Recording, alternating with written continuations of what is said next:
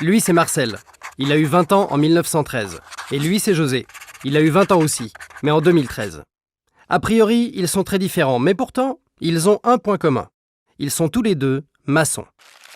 Marcel est devenu maçon parce que son père était maçon, ainsi que son grand-père et son arrière-grand-père, qu'il n'a pas connu parce qu'ils n'ont pas vécu très vieux.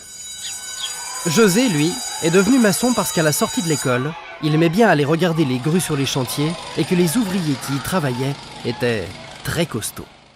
Marcel a connu les terrassements à la pelle, les échafaudages en bois et les transports de pierre à la poulie.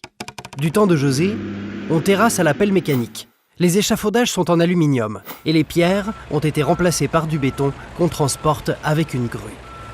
Sans le savoir, ils se ressemblent beaucoup. Le soir, ils sont fatigués. Le matin, ils ont mal au dos. Et ils disent même pas mal. Tiens, mais pourquoi il est fatigué, José, avec toutes ces machines? Parce que la vitesse de production s'est multipliée par 10 en un siècle? Ah d'accord.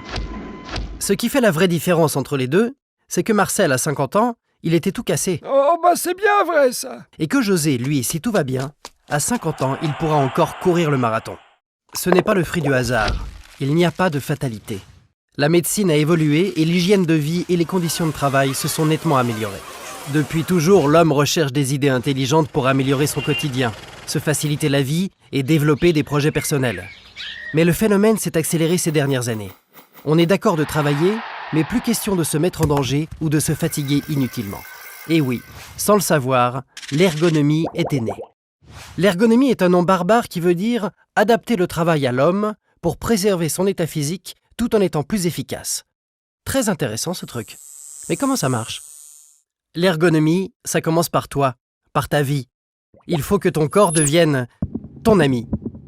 Que tu lui réserves une alimentation équilibrée et des activités sportives régulières. Sans t'en rendre compte, tes fonctions cardio-respiratoires vont être stimulées. Mais qu'est-ce qu'il dit? Et si en plus tu bois de l'eau pendant la journée, tu vas connaître la forme olympique. Mais attention, c'est pas parce que t'es fort que tu vas devenir une machine de manutention. À chaque fois que c'est possible, économise ton corps. Il y a des gens qui ont réfléchi pour inventer la roue et toutes sortes de matériel adapté à ton job. Des manuels, des automatiques, des hydrauliques. Même quand tu fais de petits efforts, la répétitivité va t'abîmer. L'ergonomie, c'est aussi savoir s'adapter au milieu environnant. Aménager son espace de travail en fonction de la qualité d'éclairage, ou se protéger du bruit et des poussières qui sont très nocifs pour ton corps. L'ergonomie optimisée, c'est celle qui est pensée par toi. Tu anticipes pour éviter les répétitions et trajets inutiles, et tu calcules pour travailler le plus souvent possible à hauteur d'homme. En ne conservant que le matériel strictement nécessaire, tu préserves ton espace de travail et te simplifies les accès. L'ergonomie, c'est l'affaire de toute l'entreprise.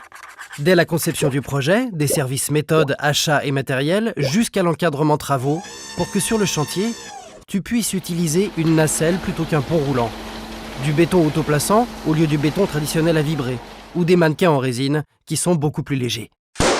L'ergonomie, c'est une façon de penser et d'agir pour tout le monde qui permettra de vivre mieux, plus longtemps, en s'investissant dans des projets personnels. Oh, si j'avais su!